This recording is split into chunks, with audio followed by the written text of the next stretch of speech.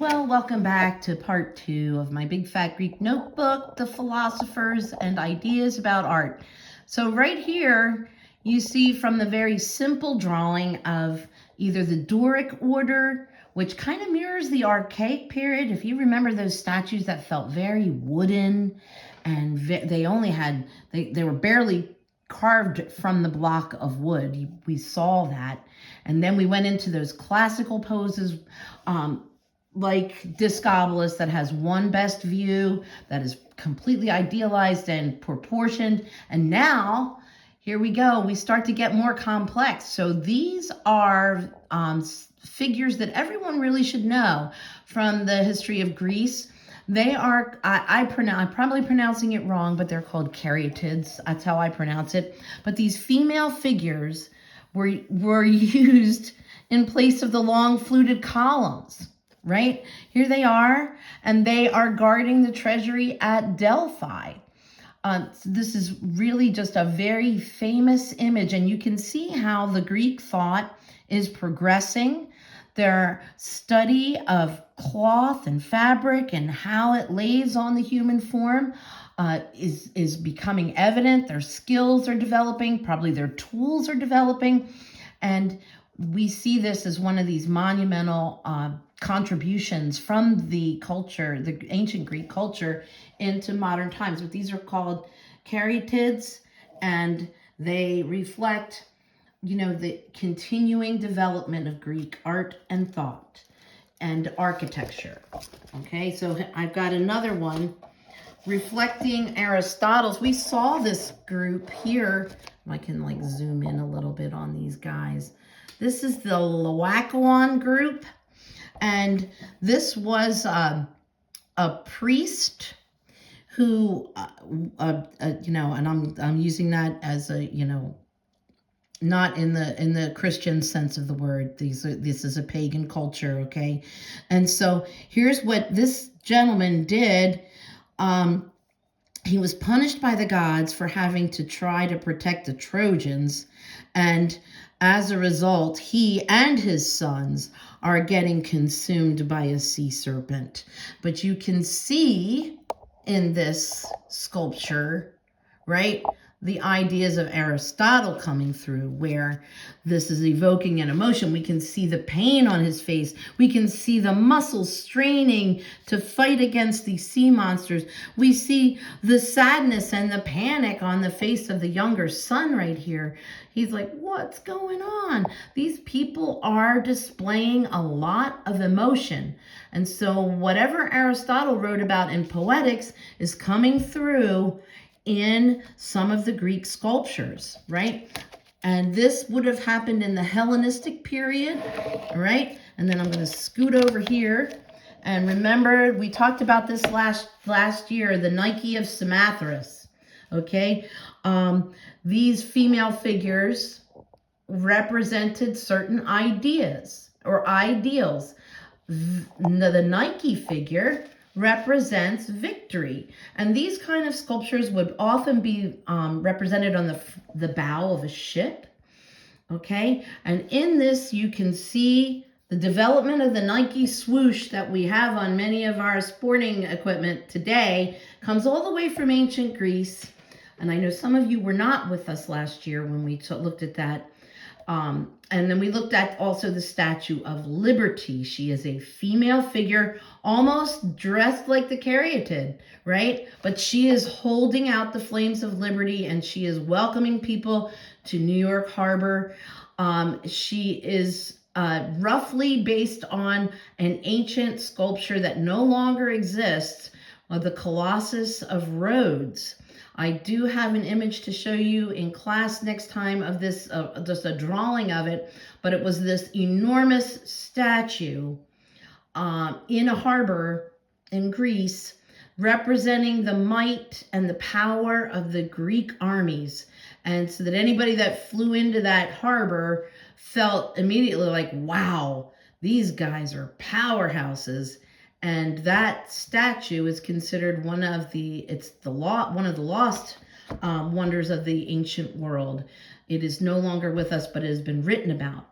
And in her poem, about the Statue of Liberty, Emma Lazarus called the Statue of Liberty the new Colossus. All right. And things of this time are really built on very, very large scale. So the front of this, this would be like this is the treasury, and this is like a drawing of it. And you can see an intact version of the drawing that we looked at before, that these temples would have been colorful. There's all the sculptures on the frieze. And then in the pediment, they would have guardians on the top of the building, figures on top of the building. They were very ornate and they were very huge. And we borrow in this country some of these ideas about architecture, right? So I think some of you went to Washington, D.C. Much of the architecture of Washington, D.C. Mirrors what happened in ancient Greece. That was the original democracy, right? So there's reasons why we borrow from these cultures and their ideas that still influence us today. Sorry for this bouncing around here, my friends. And then I think that's, okay. So like here would be an aerial view of an amphitheater. Okay. It's different than a stadium, but see how it goes? It's in a circle. There's order to it. People can sit here and the dramas and the plays are worked out here. The Romans are going to take that one step further with the Colosseum, and then some not great stuff happened in there. That was not all fun and games in the Colosseum, especially if you were an early Christian. But we'll get to that next year.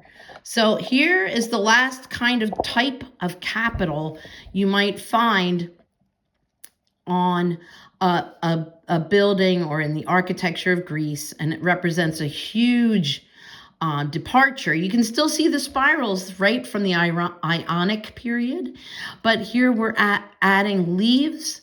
These leaves have a particular kind of curve to them. They're constructed in a certain way. It's quite beautiful. The Renaissance will borrow this. In the Renaissance time, they go back to this, and they're called acanthus leaves. And they are on the top of these very ornate capitals, and this is called a Corinthian capital. So again, the influence of the Greeks in thought and in production of architecture and sculpture, even down to our thoughts about what makes something art and what doesn't. So I want you to really think about your own views about art, because we have come far in time. We've come far forward from this thought, but it still influences what artists make and what people think about art and what art is and is not. Okay, so I broke it down into two very simple kinds of art philosophies. There are many of them out there, but I'm connecting these two directly to our friends in Greece. And again, Rome is going to once they conquer Greece, they are going to take all their ideas and then they're going to build upon it.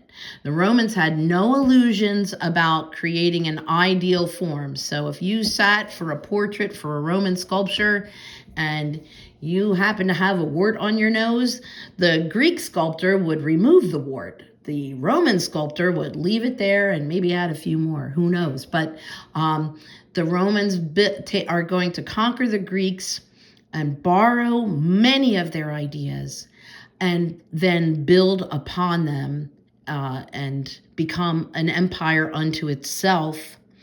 And we will see Rome. We see these two ancient cultures, Rome and Greece, interacting with Jesus and interacting with early Christians. And through the apostles and in Acts. We see all of this. And so this is kind of what it looked like. These civilizations were powerhouses. They were powerful. They were successful in worldly terms. And they're important to know because we're borrowing from them again in many of the things that we create here in the United States of America in 2025. So, okay, friends, this is why we study ancient art, because it has an impact on us even today. Thank you for listening, and I hope to see you guys soon. Bye for now.